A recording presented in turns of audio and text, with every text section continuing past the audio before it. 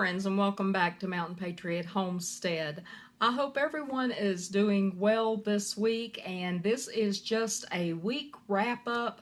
I have not put out a bunch of videos this week, but I do hope to get out a couple this weekend. One will be the follow-up on the Almanac videos that I am doing. It will be part 2, talking about interpreting the calendar of the Old Farmer's Almanac. So we will be talking a little bit more about that.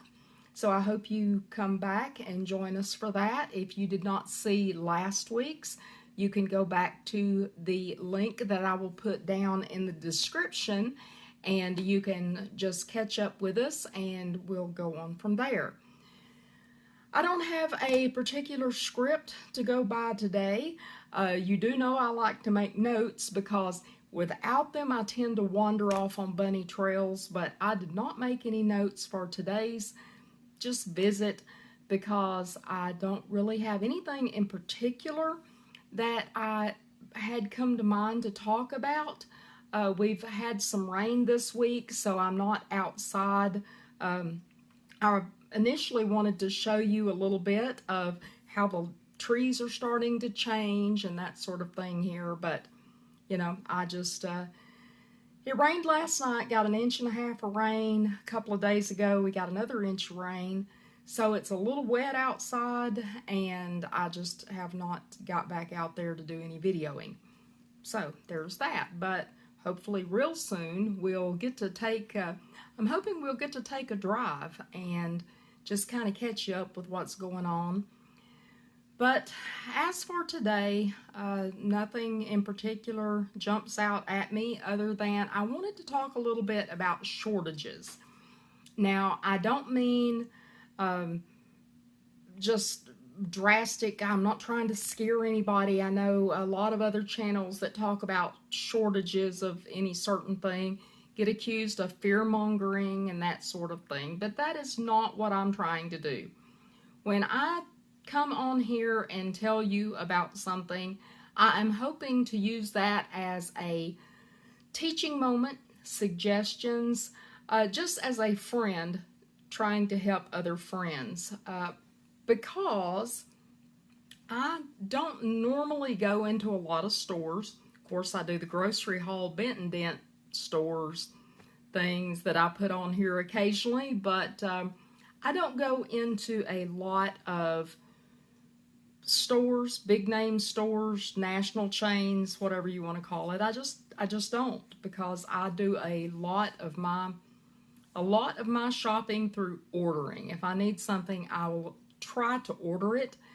And if I do need something from like a big box store, I kind of like the curbside pickup for most stuff.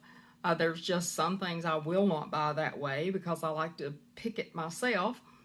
But for the most part, I do not go in stores. But this past week, I did have to run into a store because there were a couple of things that I just could not get at my little bent and dent, and I didn't want to make a little small order for pickup because then they charge you if you don't have a certain amount. So what I did is I ran into one of those dollar type stores. Now, not Dollar Tree, because I don't think anything's $1 anymore, but it was one of the dollar type stores that I went to, and normally I say normally, I haven't been into one, so I don't know what normal has been for the last few years, but I do know used to I could go into those stores and I would have to walk around boxes because there would be so much sitting in the aisles that you would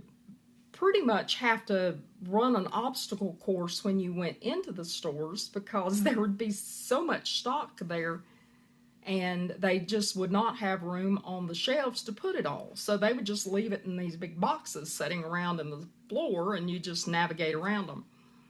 Well, I went into this store this past week, and what I saw, because I don't normally do this, I mean, I see a lot of channels where they go through and they're videotaping the whole store. Well, I feel a little awkward doing that because I wouldn't like it if somebody come into my house and started videotaping my house. First of all, I think it was really weird, but you know, they videotape all through the stores and talking about what's there and what's not there. I just, you know, it makes me feel a little uncomfortable. However, what I started noticing, and that's why I'll show you some of these pictures and videos that I took, but I didn't start taking it right at the front door. I started as I got on in, and I started noticing, wow, that's a little odd that they don't have this and they don't have that. So at one point, I take out my phone and I start snapping pictures and taking little short videos as I went throughout the store and noticed, wow, there's like big gaps here and there's big gaps there. So I'll show you some of those and explain what I'm seeing as I go through them. One of the first things I noticed was this cooler that said it was out of order, but yet the thermometer in it was reading 0. So I'm not sure if they had problems and just had not got it restocked yet. But this made me go back and look at some of the other shelves that just were not stocked. I did not go completely back to the beginning of the coolers because I did not want to be so obvious, but there were some gaps in some of their frozen and refrigerated items. And again, is it a supply problem or is it just that maybe there were a lot of shoppers that came through right before I did? I don't know the answer to that, but I just wanted to show y'all what I had seen here in that particular cooler.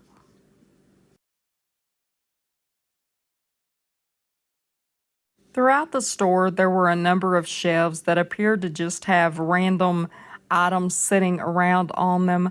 I don't know if shoppers had just moved things around to other locations. In this detergent aisle, it's rather hard to see from my picture, but there were a lot of gaps and openings. It looked like the shelves just needed fronting, but again, there were a lot of items that looked like they needed to be restocked or maybe repositioned. This shows you that the Clorox or the bleach aisle is still having some problems with supply after the hacking incident happened with Clorox and its products factories last month in August.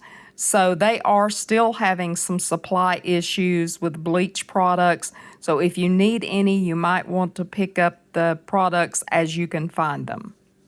These were the aisles that had the dish soaps and dishwasher detergents in them.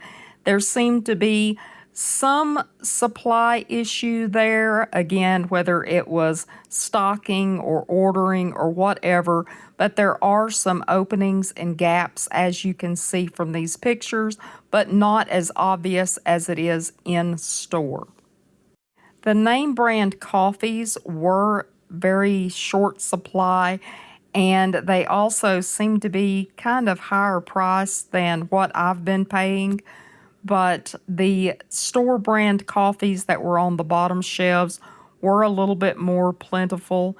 And as I moved over into the cereal aisle, this was pretty much the cereal aisle. And as you can see, it was in a sad state of affair. So if you've got family members that eat cereal and you can find cereal, you might want to grab some. And this was the soup section. It was in very short supply. If you have anyone who likes canned soups or ramen noodle soups, or you like to keep some in the cabinet, you might want to check and see if you can get stocked up. Like I said, they were in very short supply at this particular store, so you might keep your eye open if you do like to keep those in stock. And right next to it was the canned vegetables. And something I noticed is they had a lot of store brand canned vegetables there, not as many brand name, and almost all of the cans were dented. Now, mind you, these normally would be clearance type items when they're in this type of damaged state, but they had those at full price, and that was what was available there. So again, watch what you're buying and make sure that they are in good shape when you find them. This was the pet food aisle. As you can see, there is very little there. If you've got any fur kids that you try to take care of, or feathered or finned children that you try to take care of around your home, you might want to get stocked up because a lot of this stuff looks like it is getting harder to find. Something I would like to point out is from this picture, when you are watching some video post, be careful that you don't trust everything that you see. This looks like that the shelves are bare. However, this is a clearance aisle for their summer items. They're trying to get rid of those, and they'll be moving out their holiday goods soon. So while this looks like this is a barren shelf, it really is just trying to get rid of the summer things so they can put our Christmas stuff out. And when you are stocking up, don't forget to look for your items that you need to keep your mechanical things running. Make sure that you've got plenty of oil, antifreeze, all of those type things stored up because you will be needing them soon. And finally, this is just a random aisle showing you there were some gaps and holes in there with some of the storage bags. Not terribly bad. They are still available. Just maybe not what you would be expecting.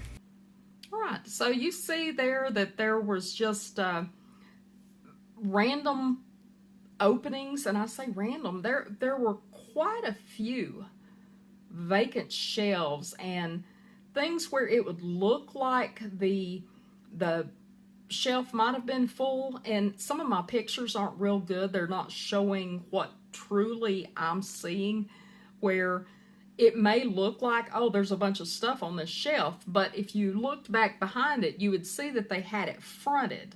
Now, if you've ever worked in any type of a store, you probably know what that means. It means that you pull everything, all the items, out to the front of the shelf and have them neatly stacked in there. Well, back when I learned how to front shelves, that usually meant the shelf was full, but you at least had everything fronted out to the front of the shelf.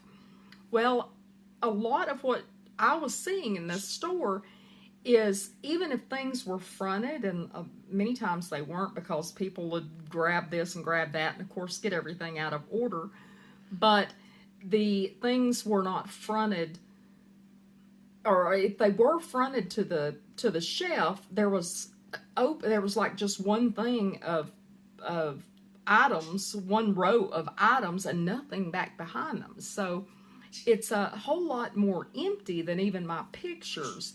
Now, some things that I noticed they did not seem to have a shortage of, and I think it's because people are not spending money maybe on those kind of items. Maybe they're buying things more secondhand for that, and that was in their housewares when they had pillows, and they had little throw blankets and knick-knacky dust catcher kind of things. They had a lot of that kind of stuff, and so there was a lot of that available if you wanted it.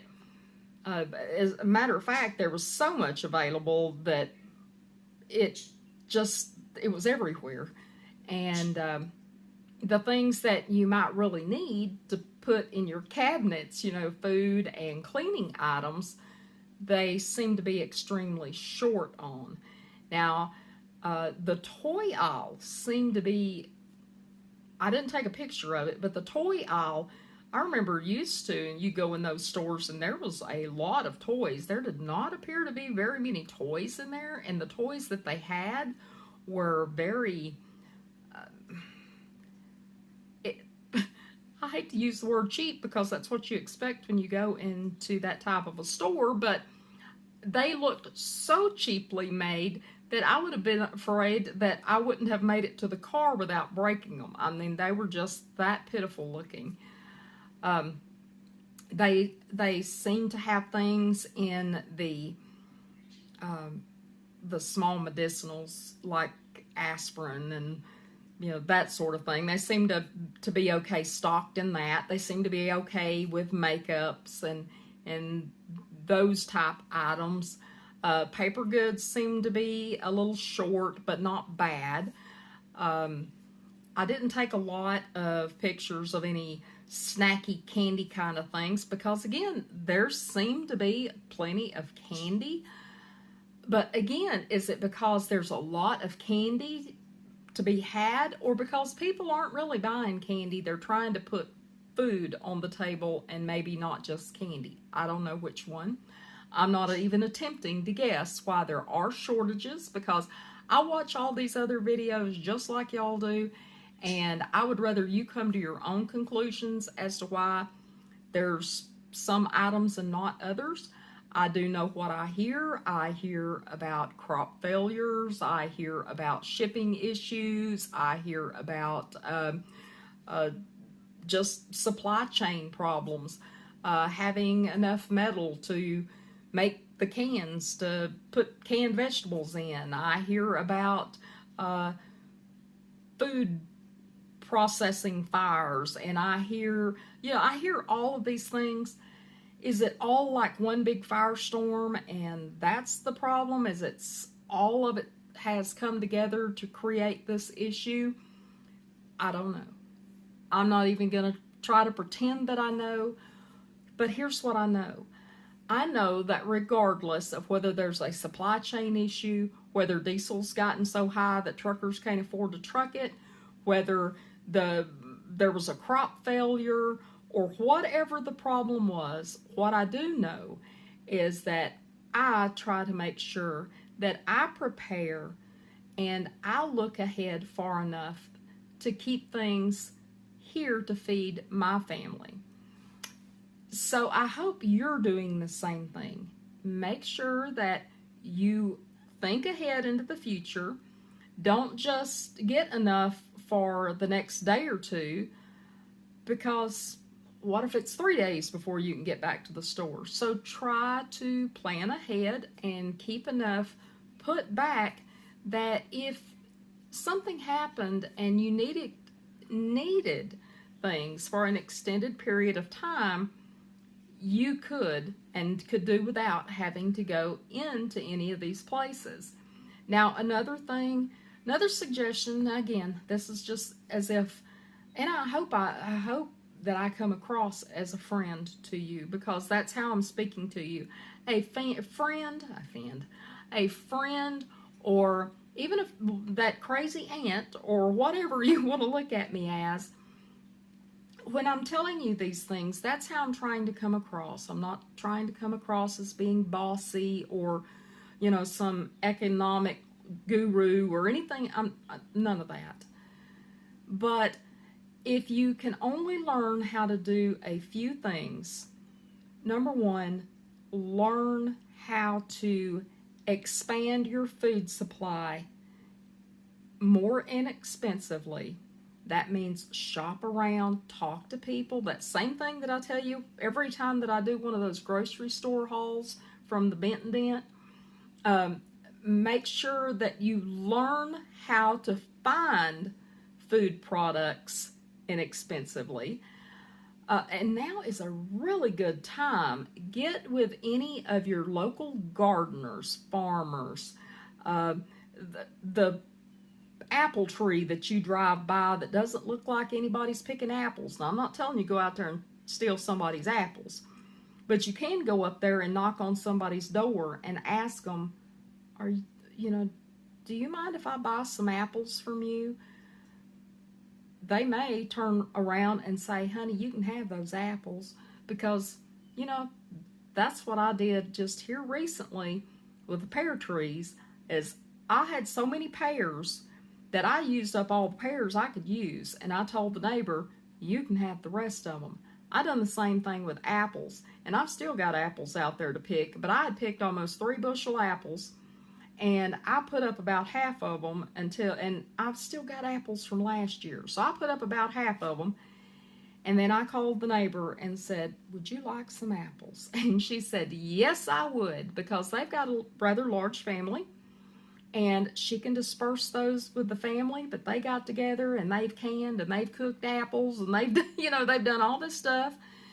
But check, because there are people who may have things in their garden that they're not going to use that they wouldn't mind. Um, Maybe if you offered, if you see that they're not doing anything with their garden, maybe they'll offer, if you went out there and picked on halves, maybe, they've got some tomatoes, they're done. I don't want to deal with no more tomatoes. That if you went out there and picked them and offered to pick them on halves, they may say, keep all of them. We don't want any more. We don't want any. I'm probably saying apples, but I mean tomatoes. We don't want any more tomatoes. But whatever, you can do a lot of gleaning if you will just ask. But if not, check around and find those places. Check your clearance. Always, always check your clearance at any of your stores. There's somewhere in that store is a clearance buggy, a clearance aisle, a clearance basket. There's something somewhere in that store that's got clearance. We call it clearance around here because we went shopping one time, and over the intercom, the person kept saying, "Clarence line 1, Clarence line 1." And we've laughed and we've called the clearance aisle Clarence ever since. But check for your clearance, and learn how to use leftovers. Now, I hear people, I don't like leftovers. My husband won't eat leftovers. Well, you know what? I love my husband, and bless his heart. When we first got together, he wasn't a big one for leftovers either. But you know what? Throughout the years, he has learned to eat leftovers. But you got to be creative with leftovers. Turn them into something else. Now, I've done a couple of little shorts, not many. Maybe if that's something that might interest y'all just let me know, and maybe we can come up with some more videos on just how to use up some of the random leftovers around here. But, I've done a couple of shorts on how I've used leftovers. But I'll tell you, just this week, let me give you an example. Just this week, I had a banana that was on its last leg. That, and some of you cooks will know what I'm talking about, that banana stage banana, that one it's not brown yet, but it's got all them spots and it's getting kind of soft. And, you better do something with it pretty quick or you're going to have fruit flies in the house. So I had a banana the other day that was getting to that stage. And so that morning I decided I was making pancakes, and I made up the pancake batter, and I threw that banana, mashed it up, threw it in there, stirred it up, and we had banana pancakes. That used up that banana. It didn't get tossed out. It didn't collect, make a science experiment or nothing. So I used what I had. Another one was we threw some stuff out on the barbecue pit. And I threw out a couple of ears of corn onto the pit and cooked them, and made, what did I make? Oh, I'm sorry, I'm lying. I did not throw the corn out on the pit. What I done with the corn is I waited too late to put the corn out on the pit. So what I did with the corn is I only had 2 ear of corn, since it's only 2 of us here. And I put them in the Instant Pot with a cup of water, and I just cook them for a few minutes. Don't take long. And cook them for a few minutes. Well, me and my husband together only eat 1 ear of corn because it was pretty big ears, so we only eat 1 ear. Had that other ear left. Well, I'm not going to throw out a whole ear of corn. So what I did is I took that ear of corn and I sliced it off the cob and I put it in the refrigerator. Well, the next day I took that corn. It was about, maybe 3/4 of a cup of corn, if that much. I mean, ear of corn, really, when you take the kernels off the cobs, really not that much, but it was maybe half a cup. What I did with that is I made up some batter and threw that corn in there and had corn fritters as a side to go along with our meal. So I use that. I do the same thing with beans. I'll do that with pinto beans. But you don't throw out your leftovers. Figure out, no matter what you cook, there is some way to use the leftover of that. Be creative. It's your kitchen. However you want to experiment, whatever you want to make. And here is here's the way to fix it. If you fix something and it's not quite what you thought it was going to be, and it's just maybe not, maybe not what you was expecting, honey, throw some ketchup on it. Throw some ketchup on it, throw some hot sauce on it, or throw some ranch dressing on it, and it'll fix it. And then you'll eat it, and you'll be done, and you had not threw it away, and now you'll have a full stomach. And sometimes that's just what you got to do. Because this throwing food away, I was reading, I wish I'd cut out the article like I read a newspaper. I'd read it online somewhere about how much food that Americans throw away in a year's time. And it was like, that's ridiculous. I don't know that I threw away even a portion of that in my lifetime, much less in a year. But it was some outrageous amount of food that we throw away. Now, of course, there are times that things get thrown away when that something gets crammed in a refrigerator somewhere and it becomes a science project, or a kid leaves it in the lunchbox in the back of their closet or something and it becomes a science project. Those kind of things, yes, throw them away. But this stuff of you fix something for supper tonight, there's a lot of times something that was left over from supper tonight, maybe breakfast, included into breakfast tomorrow. A lot of our proteins are, a lot of our meats will end up in eggs and tortillas the next day. That's just, use what you've got. Don't waste it. Don't waste it. Because every time you waste it, you're throwing away money. And I don't know about you, but I can't afford to throw away money. Anyway, I have rattled long enough. I have got some things to get done this afternoon, but I do hope that you come back real soon. If you have not clicked that subscribe button, please click that little bell down below, subscribe so you can get notified of future videos. And I hope to see you back again, and hopefully by then I can be talking right. See you back again real soon. I love y'all. Mountain Patriot Homestead, signing out.